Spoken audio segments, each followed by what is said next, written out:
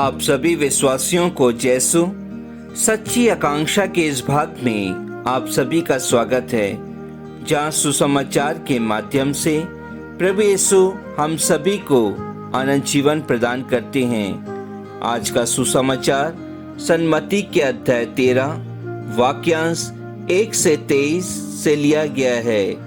क्रिस्त में प्यारे विश्वासियों, आज माता कलीसिया वर्ष का 15वां रविवार मना रही है। क्रिस्त में प्यारे विश्वासियों, आज के सुसमाचार में हम देखते हैं कि प्रभु यीशु भीड़ को और उनके शिष्यों को दृष्टांत के माध्यम से जीवन के रहस्य को बताते हैं। आज के सुसमाचार में प्रभु यीशु क्रिस्त बीज बोने वाले का, बीज का और अच्छी भूमि का जिक्र करते हैं। क्रिस्त में प्यारे भाई बहनों, क्या मैं अपने हृदय रूपी भूमि को ईश्वर के वचनों के लिए और उनके अच्छे बीज को ग्रहण करने के लिए तैयार कर रहा हूँ? क्या हम प्रभु यीशु क्रिस्त के वचनों को सुनकर हम अपने हृदय को उपजाऊ भूमि की तरह तैयार कर रहे हैं? यदि हम ऐसा करते हैं तो निश्चय ही हम अपने जीवन में अच्छे फल उत्पन्न कर सकते हैं। यदि कोई मुझे प्यार करेगा तो वह मेरी शिक्षा पर चलेगा, मेरा पिता उसे प्यार करेगा। क्रिस्त में प्रिय विश्वासियों, आज के सुसमाचार में यीशु बोने वाले के दृष्टांत की व्याख्या करते हैं। सुनने वाले अनेक होंगे जो वचन को ध्यान से सुनते हैं, वे निश्चय ही फल प्राप्त करेंगे। ईश्वर का वचन सबके लिए बराबर है, सब जगह, सब समय, लेकिन जो फल देने की विशेषता है वे वचन सुनने वालों के ऊपर निर्भर करता है। यह उसके स्वभाव को दर्शाता है। अगर ईश्वर के वचन को ध्यानपूर्वक समझते, सुनते और उसके अनुसार चलते हैं, वे निश्चय ही 100 गुना, 60 गुना और कोई 30 गुना फल लाएंगे। आज का संदेश हम सबों के लिए यही निमंत्रण देता है कि ईश्वर के वचन को ध्यानपूर्वक सुनना और मनन चिंतन करना ही सही मार्ग पर चलना है। हम अपने आप के लिए ईश्वर से प्रार्थना करें ताकि ईश्वर के वचन को ध्यानपूर्वक सुनने की क्षमता पा सकें। प्रिय विश्वासियों, आज के सुसमाचार में हमें ईश्वर के प्रति हमारे प्यार की गहराई को मापने के लिए आमंत्रित किया जाता है।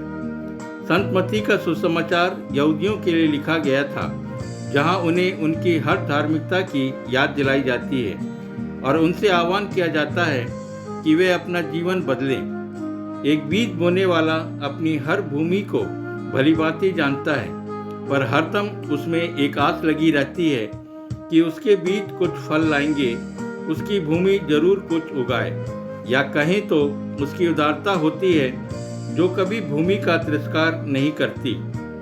उसी प्रकार यह तो ईश्वर की उदारता है कि वे हमसे प्यार करते हैं और हम पर आस रखे हुए हैं कि कब हम उनके शब्दों को सुनें और अपना रास्ता बदलें। प्रिय विश्वासियों, बीज बोने वाले का दृष्टांत आह्वान करता है कि हमें हमेशा सांसारिक चीज़ों से सावधान रहना चाहिए जो हमें सही रास्ते से गुमराह करते हैं। कटीली और पथरीली जमीन का तात्पर्य ऐसे लोगों से है जो अविश्वासी हैं, जो लापरवाह हैं और जो समझदार नहीं हैं। इसलिए जब ऐसे लोगों को ईश्वर की वाणी मिलती है तो उसे वे समझ ही नहीं पाते हैं और उनके जीवन में इसका कोई अर्थ ही नहीं होता है। परंतु अच्छी भूमि का तात्पर्य उन लोगों से है जो सामाजिक स्थितियों में प्रति सजग हैं और अपने उत्तरदायित्वों के प्रति उत्तरदायी हैं तथा विपत्तियों की घड़ी में भी वे अपना होश नहीं खोते हैं, क्योंकि वे प्रभु पर भरोसा रखते हैं। इसलिए वे अपने जीवन में सफलता प्राप्त करते हैं। प्रिय विश्वासियों, इस वचन सबों को दिया जाता है। एक ही वचन एक है, किंतु अलग अलग सुनने वाले। प्रथम रास्ते के किनारे उस तरह के लोग हैं जिनका मन और हृदय कठोर है। वचन तो सुनते जरूर हैं, पर उनका मन तथा दिल का दरवाजा बंद है। वचन पर कोई रुचि नहीं है, उन पर वचन का कोई प्रभाव नहीं है। दूसरे तरह के लोग पथरीली भूमि की तरह जो वचन सुनते और जल्दी से खुशी से ग्रहण करते हैं। बहुत जल्द उनका जीवन बदलता और बढ़ते हैं, किंतु अंत में असफल होते हैं, क्योंकि उनमें वचन का, प्रार्थना में कोई भरोसा नहीं है। आध्यात्मिक शक्ति की कमी के कारण संकट एवं अत्याचार पड़ने पर वे विचलित हो जाते हैं। तीसरे लोग कटीली भूमि की तरह जो साफ सुथरा, बहुत सुंदर दिखती है, किंतु ऐसा नहीं है। वे धोखा देते हैं। उनके हृदय में पहले से स्वार्थ, छल कपट, लोभ, लालच, सांसारिक चिंता, भोग विलास फैली एवं भरी हुई है, जो वचन को बढ़ने से रोकती है।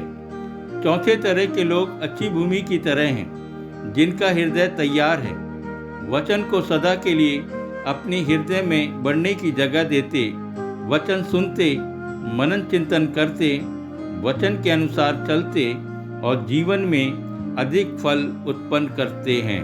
आमीन।